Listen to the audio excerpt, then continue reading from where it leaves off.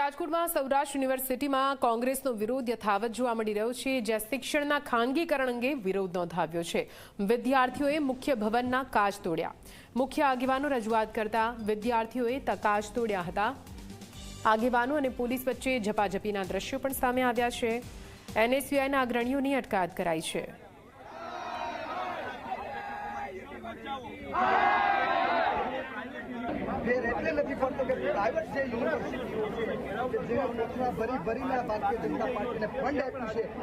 કોંગ્રેસનો જે ઉગ્ર વિરોધ છે તે ચાલી રહ્યો હતો ને એ વચ્ચે શું વિરોધ પ્રદર્શન તમારું? ખાસ કરીને વિકાસ નામનું કંકાસ આખા ગુજરાતના વિદ્યાર્થીઓને લૂંટી રહ્યું છે। 300 રૂપિયા ફી અને એમાંય પણ રાઉન્ડ ઉપર રાઉન્ડ 30 રાઉન્ડ થઈ જાય તોય મારા વિદ્યાર્થીને ગુજરાતના વિદ્યાર્થીને પ્રવેશ નથી મળતો। ખાસ કરીને સૌરાષ્ટ્ર યુનિવર્સિટી ભ્રષ્ટાચારના કેન્દ્ર બની ગઈ છે। સૌરાષ્ટ્ર યુનિવર્સિટીની એક જમીન છે એ ખાલી નથી કરાવી શકતી।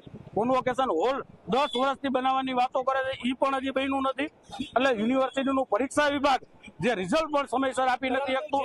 એટલે વિદ્યાર્થીઓને જે રીતની હેરાનગતિ છે એના વિરોધમાં ગુજરાત પ્રદેશ કોંગ્રેસનું પ્રતિનિધિ મંડળ સૌરાષ્ટ્ર યુનિવર્સિટી ખાતેથી આંદોલન તેજ બન્યું છે। આવનારા દિવસોમાં કાર્યકરોની અટકાયત કરી છે। યુનિવર્સિટીના થોડું ઘણું જે ઘર્ષણ થયું છે, અમારા શાંતિપૂર્વક વિરોધ પ્રદર્શન ચાલી રહ્યું હતું, થોડું ઘણું ધક્કામુક્કીના હિસાબે વિરોધ પ્રદર્શન થયું છે, તો એની કાર્યકરોની અટકાયત થઈ છે। જે રીતના કાચ તોડવામાં આવ્યા, વિરોધ પ્રદર્શન થયું, કાચ ગરમાયું, જે રીતના વિરોધ કરવામાં આવ્યું, કુલપતિ એ પણ રૂબરૂ અમારા ઇન્દ્રજીતસિંહ ગોયલ સહિતના પ્રતિનિધિ મંડળને સાંભળાતા નીચે આવેદન લીધું હતું, પણ થોડુંક ઘર્ષણ થયું છે, કાચ તૂટ્યો છે, તો વિદ્યાર્થી આ બધી વસ્તુ કોમન જે રીતના આગામી દિવસોમાં તમે જે રીતના ઉગ્ર વિરોધ કર્યો, પરંતુ જો હજુ માંગ સ્વીકારવામાં નહીં આવે તો હવે તમારી કાર્યવાહી છે। આ આંદોલનની શરૂઆત સૌરાષ્ટ્ર યુનિવર્સિટીથી થઈ છે। આવનારા દિવસોમાં તમામ સરકારી યુનિવર્સિટીઓને ભ્રષ્ટાચારમાંથી મુક્ત કરવા માટે અને શિક્ષણના સુધારા માટે કોંગ્રેસ પક્ષ આગળ વધશે। હજી ચોક્કસની જે હાલ અત્યારે વિરોધ જે રીતના ચાલી રહ્યો છે એ વિરોધ વચ્ચે જે રીતના રાજકોટ શહેરના કોંગ્રેસ પ્રમુખ પણ છે તેમની સાથે પણ વાત કરવાનો પ્રયાસ કરીશું। જે વિરોધ છે ચાલી રહ્યો હતો એ વચ્ચે કાચ ફૂટ્યા અને માહોલ ગરમાયો, શું કહેશો?